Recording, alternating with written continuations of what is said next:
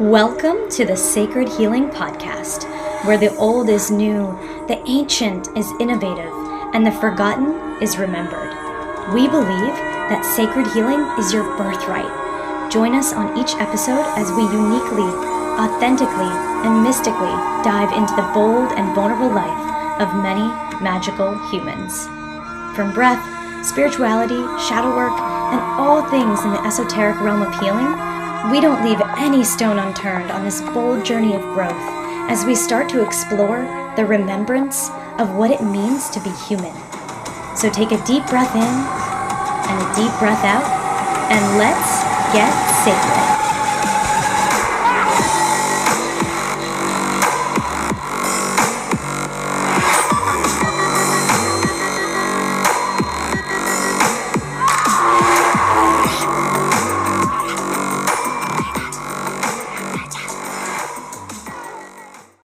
Hello, sacred beings. I'm feeling really grateful today because I get to introduce to you guys the magnificent, glimmering Sparkle. Yes, her name is Sparkle, and she does nothing less than sparkle her deep magical powers into the world. And today I chat with her about visions that she's gone through. And I really deeply, truly believe that Sparkle is put on this planet to help awaken people in the community that look like her and really resonate with her story to awaken themselves to the power that they have within them. And I'm really just pumped to do whatever bit and part that I can do to elevate her voice in the world, because it is so needed, and it is medicine, and it is healing, and it's helped heal parts of myself that I didn't even know were possible to be healed, and I didn't even know existed. And so I'm really thrilled and beyond grateful to share with you guys the amazing Sparkle. Enjoy this episode. Okay, couch confession session. Hey everyone, I'm Jessica. I am your host of the Sacred Healing Podcast, and I am here with my beautiful friend Sparkle. And we are here to chat about a lot of things, but some of what we want to talk about are our experiences in Sedona. We are currently in Sedona, and we had some wild experiences yesterday. We spent the day together, and it was really fun. And I want to talk about your background. Some of the things you've gone through in your life, and then also an experience we went through together to release trauma that I think might help listeners. And it's really a big process for sacred healing. So that's a lot of things, and we're going to get through it all. But I do want to introduce Sparkle to you guys. She is beautiful inside and out. She has become a friend to me over the past year. And she is not only somebody that I trust to tell really deep things, even the shadowy and the crunchy, but she's somebody that finds joy in all of the little mundane moments, and is really open to laughter. And I find her hilarious. And we get to joke and laugh and play together. And that's one of the coolest things about Sparkle. I'm just fixing that real quick. But yeah, Sparkle's just a joy, and she literally emulates her name into the world. And I think that she's here to unlock frequencies for people to reach their highest potential, not only as an inspiration to people who might resonate with the way that she looks, but without her skin suit and in her inside and in her heart. I think that she has the potential to unlock frequencies for people all around the world. So this is Sparkle. Hi, everyone. This is Sparkle. And we met through a beautiful community, and we've had a lot of experiences together. But yesterday we got to spend the day in Sedona together. And that was a fun day. It was a fun day. It's our couch sessions today. And so it was really funny, actually, because we were getting into deep conversations. And at one point you said, I was feeling like I wanted to straighten my hair for this trip. Right. And as you can't tell, she's got fabulous hair. And then all of a sudden, throughout our entire day, the universe kept sending people to her complimenting Right. her amazing hair. Yeah. It was actually hilarious. I don't know what your perspective was. Yeah. I was really insecure about like allowing my natural hair to like show through the world. And I thought like, I mean, we've sort of been like programmed to believe like our hair has to be straight to be considered beautiful. And so before this trip to Sedona, I was like, I have to straighten my hair. Like that's the only way I'll be beautiful.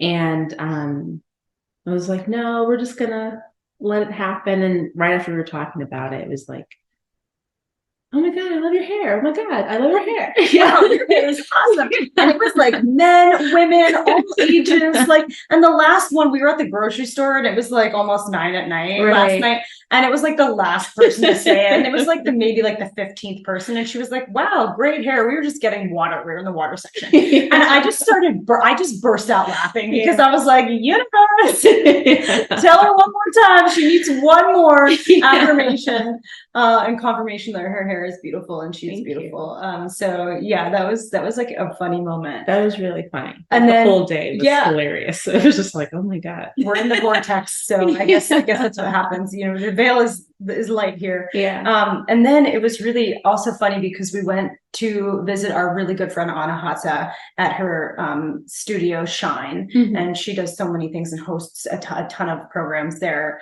breathwork, healing, one-to-one sessions, sound baths, all the things. So we went to go visit Anahata and say hello because we had previously done a breathwork ceremony with her where she like touched both of our hearts really deeply. And she's become a good friend. And so we went to chat with her and another thing happened so I'll let you tell the story. Yeah. So I was like messing or just kind of like tinkering with the things in the store and just like checking things out. And I picked up like the thunder thing, the music that makes the thunder. Like, I don't know what the tools. Yeah. It's like a cylindrical device that has a coiled metal cord. And essentially you shake it and it makes a sound of thunder. And it sounds just like thunder. And so she came over and she was like, oh yeah, this is the thunder thing. So she starts shaking it and like my throat starts vibrating. And I was like, whoa. And she's like, that means you have some thunder to let out. And I was like, I think so. And so then I go to just a random oracle deck and pull the thunder card and was like, she literally pulled this card and it just said thunder. Yeah. And I was like, she was like, let the thunder out, girl. And then I found out this morning that you're a Leo, you're a fire sign. I'm a fire sign. I love a fire sign. And so I was like, oh, she definitely has some thunder to release. So I'm excited we have an upcoming breathwork ceremony this week. So I'm excited for that thunder to come out. And it was even funnier. It was like Marissa came behind me and I put the card just in the middle of the deck. And Marissa actually also pulled the thunder card. And we were just like, wow. It's not thundering here. It's very sunny and beautiful, but it means something else. I think so. So yeah, that was like another synchronicity that happened here in Sedona. That was really fun. And I'm sure as we go throughout our week here, we'll see even more things popping up. For sure. But yeah, we had a lot of fun yesterday and now kind of diving into like the deepness of like, who is Sparkle? I would love for you to tell us a little bit about your childhood and how you kind of came into be who you are. Yeah. So I grew up with a military father and a stay-at-home mom for like the first part of my life, but we had a very abusive household. So my father was more physically abusive, and then my mom, she was more like on the emotional, like berating and things like that. And my dad was also like a serial cheater as well. Like, so he cheated on my mom quite a bit.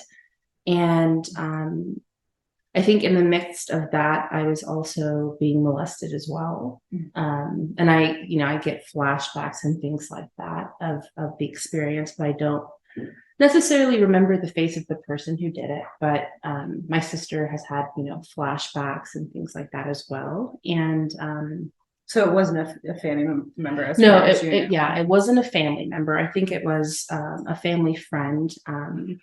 And my parents, like, they talked about how I showed the signs of like being hurt, where it was like no one was allowed to touch me, no one was allowed to hug me. I didn't like my dad couldn't hug me, my mom couldn't hug me. I was just, everyone was a problem for me when it came to touch.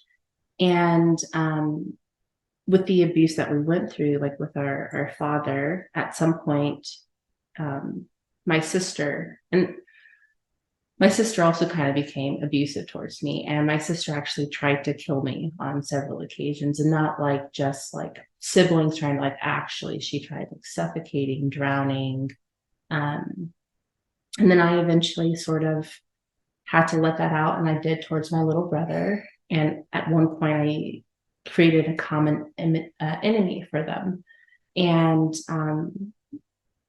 I remember one day I was like walking out of the kitchen, and I felt like something just fell off.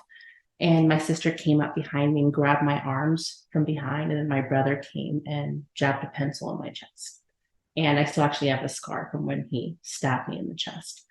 And I remember that was when like my parents finally were like, oh, like there's a real problem here. Because I kept telling them, I was like, she's going to kill me. Like my sister's going to kill me. And they were just like, no, they kind of brush it off. But whenever that happened, they were like, let's separate them. And so, excuse me, I don't recall if, actually, I recall like there may have been some incidents like in the middle of the night where my siblings would come even when I was like separated. So like my brother and sister were on one side of the house, and then I was on the other side of the house for my own safety. And then there were some other incidents that occurred to where my parents had to put an additional lock on the door. So I would have like double locks or triple locks to protect me from my siblings in the middle of the night. And then, then on top of that, then I would go to school and get bullied. So that, yeah, there was just like a lot of reasons for me to fear everyone. Like everyone was like, there was not a single safe person for me outside of my great grandparents.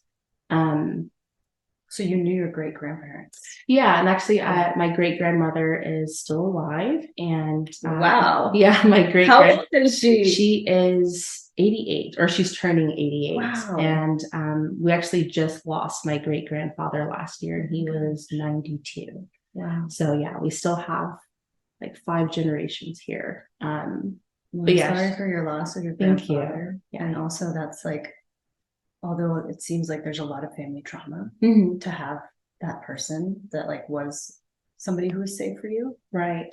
Yeah. Like it was really, really great. And even like the other family members that were around us, they had their trauma as well. Like I had an aunt who was, severely abusive to her children and things like that. And I understand that like both my parents were abused as well growing up. So I understand just repeating the cycle. And for them, it wasn't abuse, but then it was discipline. Like that's how they were brought up. And that's how, that dates back from, a while, but that's how they were trained to believe that's how you discipline your children, was like beating them. And that's how we got in line. And so, I became where I was like, terrified of people. I started like hanging out in the closet. And then there was a point of time where like, and I'll say that when the molestation was happening, like I didn't see that as something bad. Like it was just like, okay, this is the nicest person to me, so that's fine. And I remember when like MySpace came out, like I was actively looking for pedophiles without like knowing the name. Oh, this is a pedophile. But I was just like, anyone who would be nice to me, like just be nice to me. I just wanted someone to be nice to me. And it seemed like at that time, like pedophiles were the nicest people to me compared to like everyone else, where it's like I'm being beaten, I'm being bullied, like, but they were the nice ones. So I honestly didn't see them as bad until I was like a late teenager. And then I, got into abusive relationships, repeating the pattern, thinking that those things were okay. And I ended up dealing with back-to-back assaults, which led to one of them became a really crazy stalker, where he was like following me, hanging out with my neighbors, like doing like I guess like probing my neighbors. Like I didn't even know he was doing this, but he was like, hey, what time does she get home? Who is she coming home with? What time is she leaving the house? And then he would occasionally like send me pictures of myself from behind me or things like that. And then he had people on like Facebook reaching out and harassing me, trying to get me to go back to him and things like that. And he threatened to kill one of my best friends because they were like standing up for me after they had heard what he had done. And I ended up developing agoraphobia. So I was like, I didn't know who was with him. He promised he would do it again if he had the opportunity to.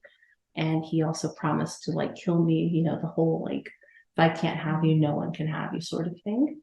And it led to agoraphobia for about 5 years where like I was terrified of leaving my house. And I even left Austin thinking like that would be better, but it actually kind of made the agoraphobia worse. Like I didn't even check my mail because I was like, I don't know if, you know, maybe the mail person is someone he's hired, or maybe like this person walking down the street is someone he's hired to follow me. So, I was terrified of the world like for a very, very long time. And I've never really felt safe. I've never like felt love or anything. Like in my household, I felt like the target of everything. And I felt like one parent was harder on me than the other siblings. And I'm sure like my siblings can say that they've had similar experiences where they felt like they were having it the worst based on like whatever scenario it was. Or so just grew up being terrified of the world. And it wasn't until last year where I was like, okay, I have to leave my house, because for me, like suicide was the option. And that was like the only way that I would ever like feel peace.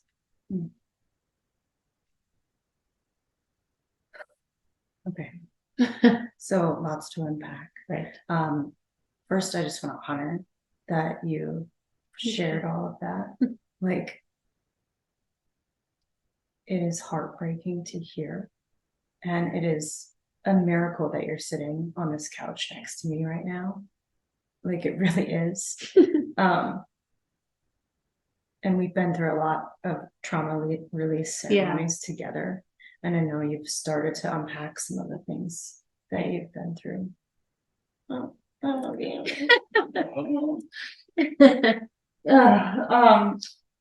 And one of the things I love about you is that you can still really laugh and like find so much joy despite all the things that have happened to you. Okay. And I won't even say happened to you, I'll say happened for you, because you've even been told by like mystics that those things happen because you are going to be something really fucking big in this world. Right. And so, not to say, oh, everything happens for a reason, but like there's a plan and it's been written. Yeah. And you have such a beautiful ability to intuit things into a space. And because of all these experiences, you have true ability to sympathize with other people in any scenario, especially similar scenarios. I did not grow up that way. I did not experience those things. And so hearing that to me seems like something from another planet, right? Like it doesn't seem like real. And to even like comprehend pieces of what you've gone through is like somewhat not even possible, right, for my brain to comprehend. And so I just want to honor that you're sharing that. Thank you.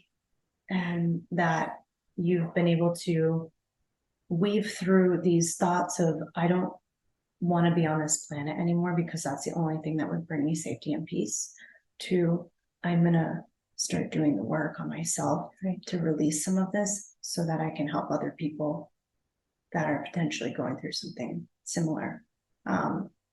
Because we all know that children are, they're not necessarily like choosing their circumstances. Right. Maybe they chose this life and they chose that family and they chose, and it's all laid out before them, but those are terrible, terrible things. Right. And so not getting too deep into any one of those rabbit holes, because I'm thinking we could sit here for probably 2-3 days and talk about Yeah. That's why we have our couch session. We're getting comfy, we're getting comfy, we're getting deep. So what I would love to hear are some of the sacred healing methodologies that you've been able to utilize to start to navigate some of the difficult waters of growing up in that circumstance, and also like still kind of lingering to this day. Like you are actually from what we've talked about, like still experiencing some agoraphobia, still like experiencing like residual impact of some of the trauma that you've been through, and some of that like even lives inside the body. Right. So I want to talk about a few different things. I would love to I want to culminate our conversation into like the beautiful swamping experience that we went through, and we'll talk to you guys about what swamping is and what it means and how it's been helpful for both of us. But I actually want to start and talk to you about like breath work, because we've also done breathwork ceremonies together. They've been really powerful. Would you be able to like talk about a breathwork experience that's been like really helpful for you in releasing trauma, and even like a specific ceremony that's maybe helped? Yeah, I would say the first one that comes to mind is when I first like left my house to come to Sedona for the Fit for Service summit. That was like the very first experience with breathwork I'd ever had. And I'd never done it prior to that, so I was very like, I don't know what's happening here. And that was like the avatar of breathwork ceremonies, by the way. So just to like set the stage, it was like Lucas and Hella from Awaken Breathwork. Blue was there, Blue of Earth. Who else was there? Frida was there. Mikad. Or actually, I don't think Mikad. Yeah, I don't think Mikad was there, but Frida was there. Frida. She was holding it down for both of them. Anahata was there. Anahata was there. Yeah. The beautiful and wonderful Anahata, like our grandmother. Yeah. And all of everyone's grandmother in the world. Right. Vailana was there. Stephen Jaggers was there. Yeah. Aubrey Marcus was there. It was like a basically avatar breathwork crew that was really like holding it down. Yeah. It was super powerful. Yeah. And if we're forgetting people, we love you still. Yeah. But like, we're sorry. But there was a lot of people facilitating and holding that space, and there was probably like 200 people there. Yeah. Okay, so let's dive in. Now we've set the stage. Yeah. So during that experience, it was really wild. I honestly wasn't expecting anything to happen. I was just like, we're just gonna be breathing. Okay. All right. Cool. Sounds groovy. Breathe. Yeah, And so, we're doing the breath work, and then I get a flashback of one of like the worst beatings I remember getting, where like skin was torn off and I had welts and bruises. And I remember like, I can feel myself getting emotional, but I remember like watching my dad and like seeing my younger self, like just screaming in terror, like, and like wanting to help her and knowing I can't, but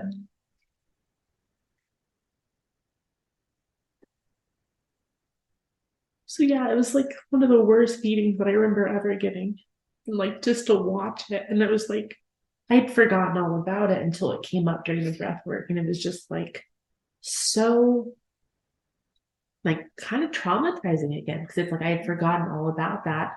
But obviously that's what had to come up, and I remember like my body was just seizing, like it was just like trying to come into itself. And I remember, and I had blindfolds on, so I don't know who was helping me at the time, but I remember just feeling like hands around me, and then just like, I'm proud of you. You're going to be okay. You got this. And it's like, why this memory? And I remember being, kind of upset a little bit. I was like, why would my mind bring this to me of all times? But just the release of that, like I remember crying, like I remember my eyes being swollen and just bawling, like just nonstop. And even after the breath work was done, I was still just laying there crying and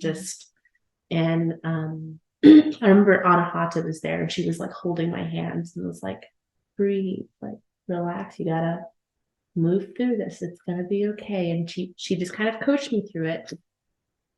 And just like the messages like Eric gave me, Eric Godsey, just like the whispers of like, I'm so proud of you, and like you're doing it, and like keep going. And it was just really wonderful. But the release of that, like I felt my body like shift with that for sure. Like I remember feeling like so much lighter, like, whoa, like your breath can do this. Like, what? Yeah. And your It's the body, craziest thing. yeah, and your body didn't need to hold that anymore. Right. You know, you've been holding that and carrying that for so many years. Mm-hmm. And your body was like, no, like let's take a broom and sweep this out, because it doesn't need to live inside of me anymore. Yeah. Because with the cool thing about breath work is that it gets you out of that like analytical mind and into your body's electrical network, and allows you to release things that don't need to sit in your soma. It really does. And that's so powerful.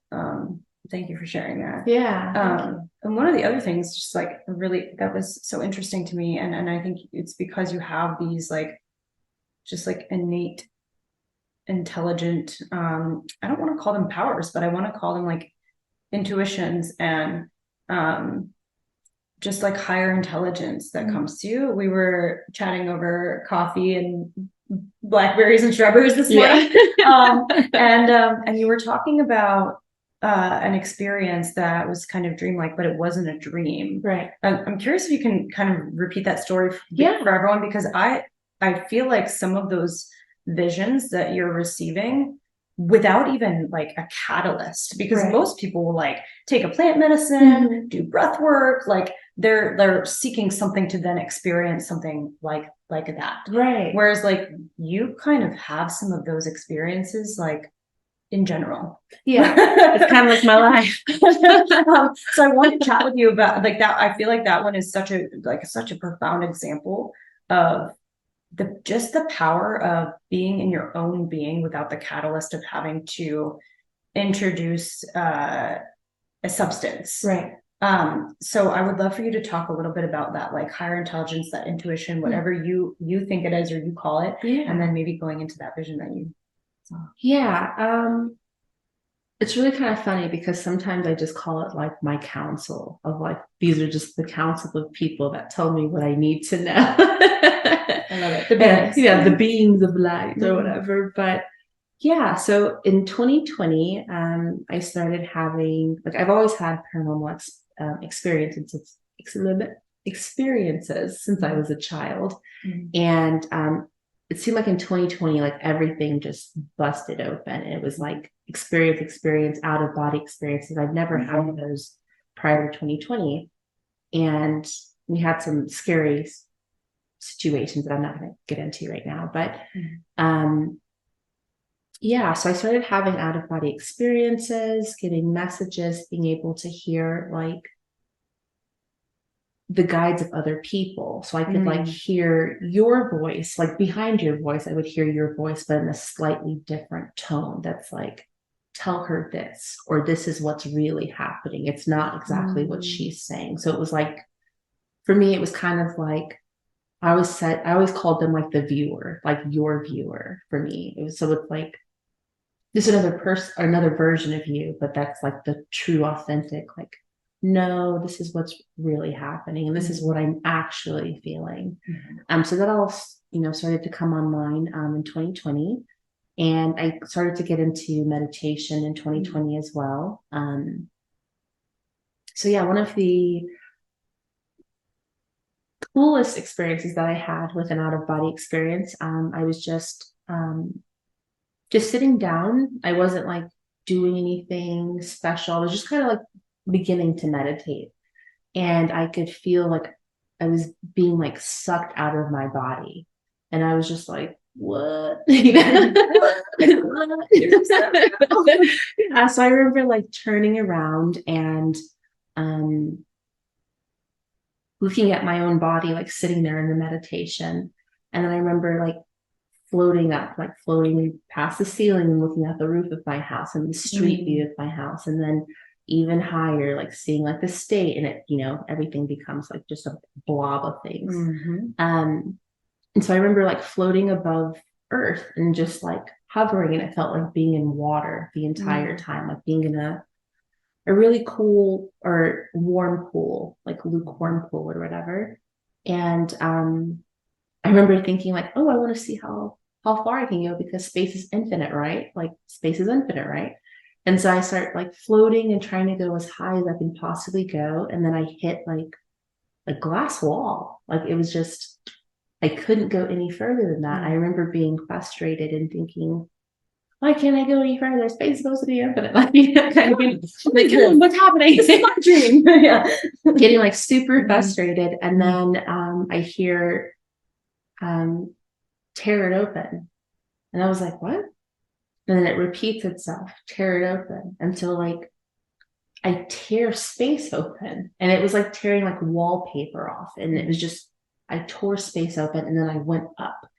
And I went up, and then there was like a bunch of tall grass everywhere, like really, really tall grass.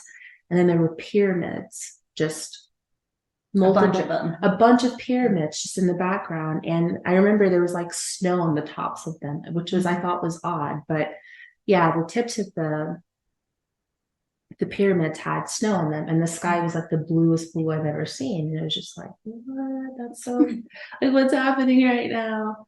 And I remember thinking like, I have to go touch these pyramids. And so like I walk over to one of the pyramids, and I'm just kind of like looking at it, and it's kind of like a sandy brown, similar to how they are in Egypt, but they were like full. There wasn't like any chips or anything out of them. And I remember like touching the pyramid, and then on the side, like it just opened up, and I just start being pulled like a vacuum, like sucking through into the pyramid. And I actually remember getting really scared and like putting my arms out to like stop it, because I was like, hey, I don't know what's pulling me into this. So I'm just gonna stop this situation right now. And like I stopped, and then I like climbed out and was like, another time, like I'm not trusting of what's pulling me. Like I don't know. Because I've had some experiences with like negative energies before. So I was like, I don't know if this is evil. I don't know. It didn't necessarily feel bad, but I couldn't control it. And so that's what made me uncomfortable. Hello, sacred humans. Quickly, I want to share with you something I've added into my daily rituals that has me buzzing, and that is Rise Mushroom Coffee. Rise entered my life through my Instagram algorithm that obviously knows what products I like, and I gave it a try, and just wow, it has amazingly delicious flavor. Not only this, they also have a mushroom matcha powder. Mind blown. And they're filled with superfoods and super mushrooms. What I like about Rise is that they use 100% organic ingredients, and their mushroom farms are located in California. If you've always wanted to try mushroom coffee but haven't yet pulled the trigger, this is your moment. And there is zero risk because they have a 30-day money-back guarantee. So if you're interested in the deliciousness of Rise mushroom elixirs, head to the show notes and you will find a link for 20% off your first order. Or simply use the discount code Jessica, all caps, at checkout. That's JESSICA, all caps, at checkout. And now, let's get back to our amazing episode of the Sacred Healing Podcast. But I remember walking back through the tall grass and like turning around to like look at the pyramids again, to be like, okay, so this is really happening. And I remember like feeling the blades of grass like hitting my skin. And I remember like the air smelled like really fresh. Like it didn't, I don't know, it didn't smell like normal, but it smelled like super fresh. Like it was like the fresh air, like just produced air or something. I don't know if that makes any sense. Fresh air. Like produced air. The precious air. And I remember just like turning around and like just really looking at it all, like this is an experience. Like, wow, okay. And I remember going back down into space, which I thought was one of the weirdest things, that I was going like downwards. And then I looked up, and then the seal went back together, and it was space again. And I just kind of hovered around for like 10 minutes. And it really felt like just floating in a pool for like 10 minutes. And it was just like, this is the most peaceful thing ever. And then I remember like, I should probably get back to my body. And so like, going back, like down to earth, like seeing the street view, seeing my roof, seeing the neighborhoods, and like going back into my room and then just like sitting back down into my body. And it was just like, huh, interesting. I've had a lot of experiences where it's like I'm going into different, like I've had an experience where I was like below the ocean and there was another world below the ocean. And it was just like, is this real? But it feels real. I remember the smell, like the sound of like dripping water in the caves I was going through. It was just, it feels 100% real every time I have these experiences. So it's wild. The power of meditation, and I do think that you have like intuition and high frequency and ability to weave your way into different worlds. But also like what a beautiful healing methodology for people that might need some escapism at times from what's going on in the world. Right. But then always knowing how to come back. Yeah. To come back home. Exactly.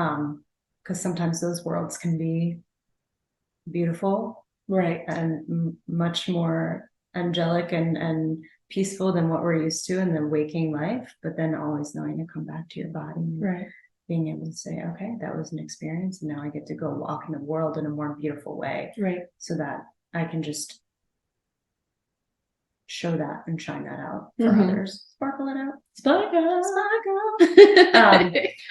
So thank you for sharing that. I appreciate you going deep with that and sharing some of like the depths of your experiences. I also want to talk to you about our experience with swamping, because it's a really, really powerful tool. Right. And also it was something that I think gave you almost like a trigger a little bit. I don't want to call it, maybe it is, I want to speak for you. But it seemed like you were resistant to the practice because it was so intense. Right. And so just to kind of explain swamping a little bit, this is a practice that I believe stemmed from Mama Gina. And we went through a swamping experience with the beautiful Violana Marcus, and she led a ceremony for us.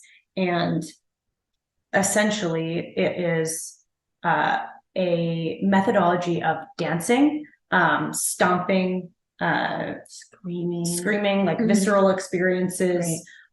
Really like using your body to like somatically release energy in a way that is also kind of held in a container through music. Right. And so what was your experience like when we were first introduced to swamping, and what did that kind of bring up for you? Yeah. It was during, we were in Montana, and like every day of the summit, there was like something triggering back to the assaults, to where it was like, I'm afraid I'm going to be assaulted here. And I remember there was a day where I wore like a romper, and I didn't wear a bra. And that was the very first time I'd ever left the house, like without a bra on, like for this outfit. And I felt fine in the house. And then the moment I walked outside the door, it was like, you're going to be raped again. And it's going to be your fault because you're not wearing a bra. So it'll be your fault when it happens. And I remember just crying on the way there, and then having a conversation with Sally, because I could not stop crying and feeling super uncomfortable. Sally's our mutual friend, and she's amazing too. She's wonderful. Shout out to Sally. And then I remember right before the talk with Aubrey and Violana, even I spoke with Aubert as well, who's also amazing. And he helped me as well, because I could not stop crying. So it was just like, I'm going to be assaulted here, and it's going to be my fault because I didn't have a bra on.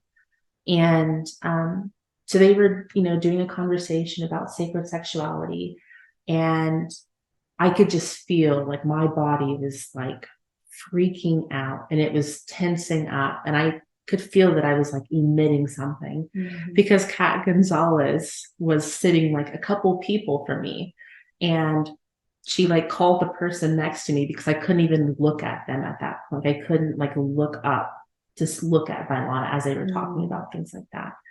And Kat could feel it and like yelled to the person, or not yelled, or like signaled to the person next to me, and they tapped me on the shoulder. And I look at Kat, and she's like, "Do you need to get out of here?" And I was like, "Yes, get me out of here." And we went outside, and I just bawled. Like I couldn't do the swamping. It was just too much. And I was just surrounded by a lot of the fit for service staff, and I was just crying and crying, and I could not stop crying. And I like stayed away from everyone for a little bit. So I was just like, I can't do this. Like, this is really hard for me. And like, just, I remember like even going to the bathroom and like checking behind me to make sure like a man wasn't going to follow me. Obviously it's a safe container. So like none of the men there were going to hurt me. But in my mind, it was like, but it'll be your fault if it happens because you didn't wear a bra today. And I remember I was sitting, we were like eating dinner, and Vylana like walked by, and I just was like, I need to talk to you at some point. Like at some point I need to talk to you. And she was like, "Oh, let's go talk right now." And I was like, "Oh, okay." You know? Oh. And so I went up to her, and I was just like, my body will not allow me to do these things. And I'm like, I'm having a really hard time. I can't do this. Like everything is like your fault. It's your fault. Those things happen. It's your fault, you know? She went through some exercises with me there, and like I just felt drained. And then we went to, you know, the sacred competition where everyone was like playing dodgeball and things like that. And she was like, "Hey, I have this idea." And at first I was like, "Okay." And then What's your idea? Yeah, you know, and so she tells me about the swamping of the grape circle. And you know, I was like, all right, you know, I was like that. Okay. And then Today, I want to share with you all the delicious cacao with a K drinking chocolate. Cacao is one of my favorite brands of ceremonial grade cacao and is a delicious addition to my morning routine. Cacao is jam-packed with delicious nutrients that work with my body to stay energized, connected, and focused. What I also love about cacao is that they are a nonprofit on a mission to protect the native heirloom strands of cacao in both Peru and Guatemala by giving back to the farmers and communities that make it available to us. If you are interested in cacao with a K, go to the show notes and you will find a link for 10% off your first order, or simply by using the discount code Jessica, all caps, at checkout. That's JESSICA, all capital letters, at checkout. Then the day came, or you know, a couple hours later, we went and did the swamping, and then she was like, "You want to talk about it?" And then it was just like tears, because I grew up very terrified of women. Like my sister was trying to kill me. I was kind of, I felt like I was being bullied by my mom. Then I was bullied by girls at school. So it was like every female. And then one of the assaults that I experienced was set up by a woman. Like it was her way of getting back at me for like a very minor dispute we had. But she kind of like orchestrated my first assault. Or not my very first one, but the one that was, you know, the back-to-back one. She was the one who kind of orchestrated it. So I grew up being like very terrified of women. And up until like, even now, I still kind of fear women a little bit, but not as much. But so it's a sister wound. Yeah. It's like a deep, yeah. deep. And there's a reason why that exists, right? Like it's the wound of the feminine to the feminine. Yeah. Which is deep rooted in a lot of women, right? And the reason why women sometimes like lash out at each other. So yeah, there's healing to do there collectively, but like your personal experience too is like, I'm sure that like even in an experience like swamping where it's mainly like women doing that and in the container that we were in, it was the women in the room like swamping, and I think that in some ways, if you have those deep wounds and you're surrounded by women in like a big circle, that can also be very intimidating. It actually kind of was like during the experience, like I just remember like kind of burying my hands in my head in my hands. I was just like, there's a lot of women surrounding me. And to me, there was still like the process of like, they're about to jump here. Like, that's what I was like. And obviously I know, like, on a logical level, that wasn't going to happen. But like on a deeper level, like the little kid in me feared, like, are these women about to attack me? And so Leilana did like a sound bath, and you guys all just swamping around me. And Yeah, so let's set the stage. So Yeah. essentially, like the whole idea that Vailana came up with, which she was like, this is a new idea. Like, I've never done this before. So this is like Right. us practicing it. And it ended up being one of the most magical experiences that I've even experienced. And I was like just a witness to the beauty that you were holding in the middle of the space. But essentially, Sparkle sat in the middle of our container. Right. And like all the women kind of like were in different like layers of a circle. And we essentially swamped for me. for you. Yeah. So that you could sit in your body and be in your body, and we could help to release some of whatever that trauma was from you. Right. With our energy. Yeah. And it became one of the most potent containers energetically that I've been in. And I was one of the women that was swamping for you. Yeah, it was so intense because I was at that point where like my body just wouldn't allow me to feel those things. I was just harboring like anger and rage. And it was just like, Vailana, I'm trying, but like my body just won't let me do it. It just won't. And to have you all surrounding me and then like swamping and screaming the way that I wanted to scream, and like it was like magical. I was like, it makes me want to cry because I couldn't, my body just wouldn't let me do it. And so just to feel all of the energy and like just to sit surrounded by, I think it was Ellie and Claire, and they were just holding me, and I was just crying, and they were just like, yes, let it out, like it's okay. And it became like me howling and just crying. I couldn't stop crying, and then I just felt like release, and it was just like, oh, like, wow, that was magical. And then it was just like, women are not the enemy. Like, I don't have to fear you guys. And I'll admit, you know, there's a little fear still, obviously. But I think a lot of women feel that too. Like, I don't think you're alone in that fear. Right. You know? And yeah, just to feel like supported by women, where I never felt supported by women ever. But to finally feel that, it was just like, I didn't even know this was possible. Like, I didn't know that women would like come together, especially to help me, because I never felt like I was like worthy or deserving of like that sort of support and love. And to experience it, it was sort of life-changing for me to like believe, and now like to not see every woman as like, I have to stay away from them. I don't want to be the target. I don't want them to notice me. But just to have all that support and all that love flowing into me, it was just like, wow.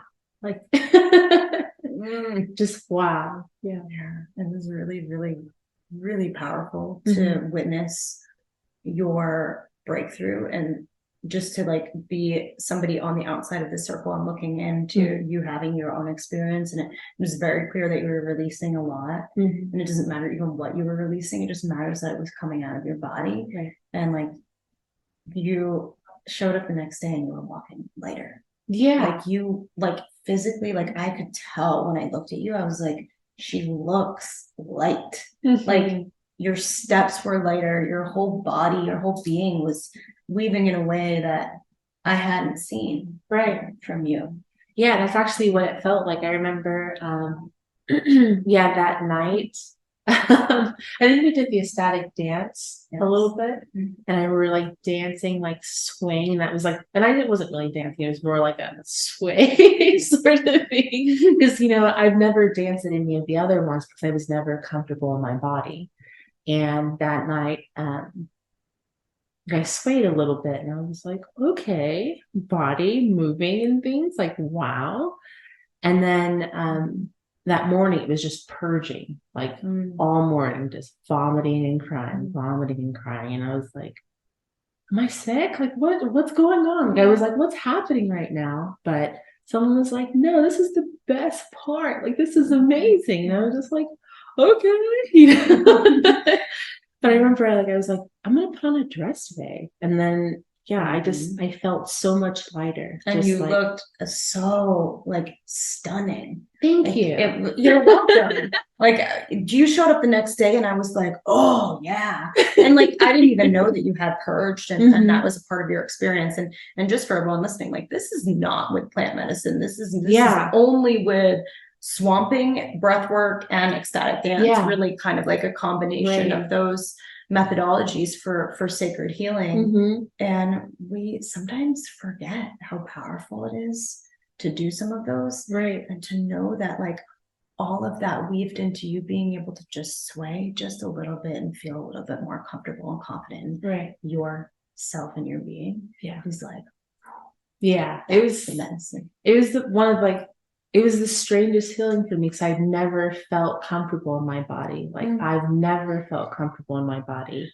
And I even I used to self-mutilate as well. So like I had eating disorders. And so like there was never a moment in my life where it was like, our body is okay. Like there's never been that moment. But after that experience, it was like, I love you, body. Like, thank you for like withstanding and like surviving. You are so fucking powerful. You are the thunder. You are the thunder card that you pulled. You really are. And it hurts, but it's healing at the same time. And the culmination of that beautiful swamping experience and all the women just surrounding you, by the end of it, every single woman was holding each other's legs and we were all like connected to each other, and we were all just there in like full reverence and support of your being and what you were going through. And then it became this like big celebration at the end where everyone was able to like fully step into their full joy for your release. And like the celebration of that culminated in like this really funny way because the song Ain't No Mountain High came on, and it was like, like the Ain't No Mountain High, ain't no valley low. And it was really funny. Thank you for listening. Yes. We got friends over here singing with us. Makes sense. But it was really funny because then every one of us kind of looked at each other. We had like the biggest epiphany because we're sitting there in Montana and there's mountains surrounding us, and there was a river going through it. That's right. And like, I don't know. It's physically manifesting and also like spiritually manifesting and land manifesting. And it was really funny, and we all just got to laugh together and like really feel that freedom and that joy. And that was a really beautiful experience. It really was. And then like afterwards, to have so many women come up and say like I released things for me that I didn't even know was still there. Like I had several women come up to me and say like, that was powerful. Like I didn't even know I was harboring these feelings. I didn't even know that, these things were stuck in me. But because of this experience, I was able to let those out. And I'm just like, I'm glad I could help, Yeah, and thank you.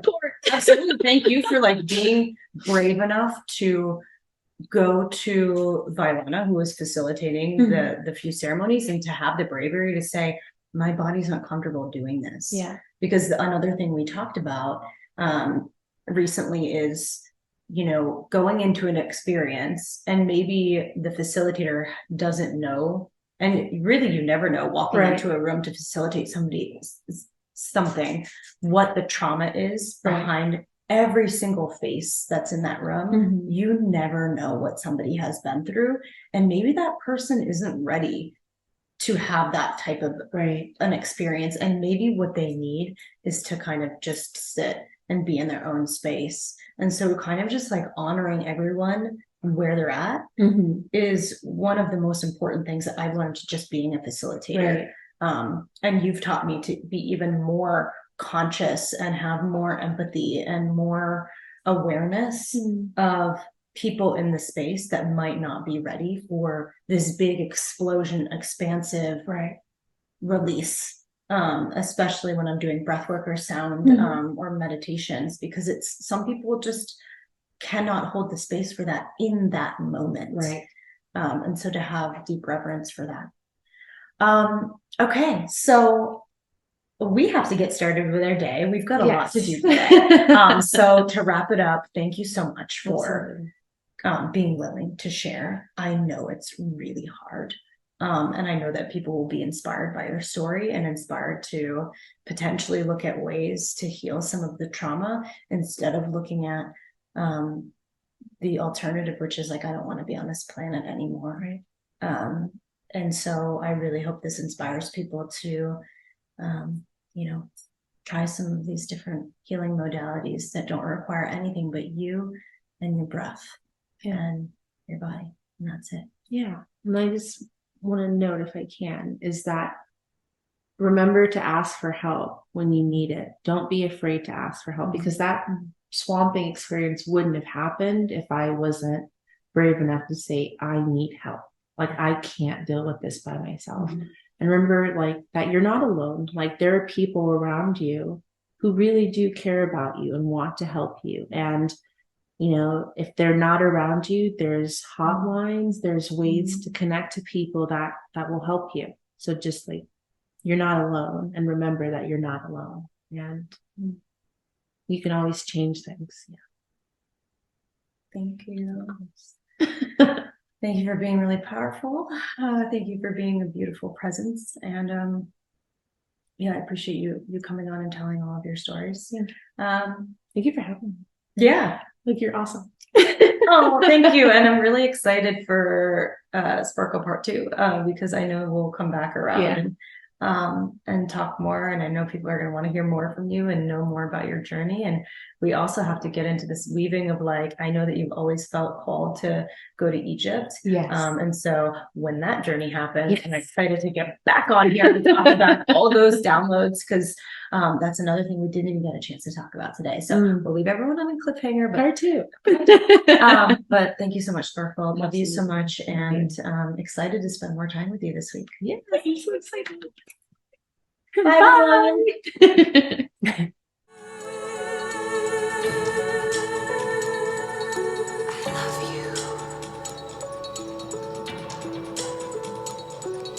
I'm sorry. Please forgive me. Thank you. For those of you who don't already know, my husband and I own a coffee company called Gay Head Coffee. And of course, we drink our own coffee every day, and it's some of the most flavorful and inviting coffee, especially with the nostalgia of coming from a can rather than paper or plastic packaging. But I'm biased, so check it out for yourself. If you're interested, head over to the show notes where you will find a link to order your coffee today from gayheadcoffee.com. That's GAYHEADCOFFEE.com. Thank you all for your support. It means the world to us as a small business.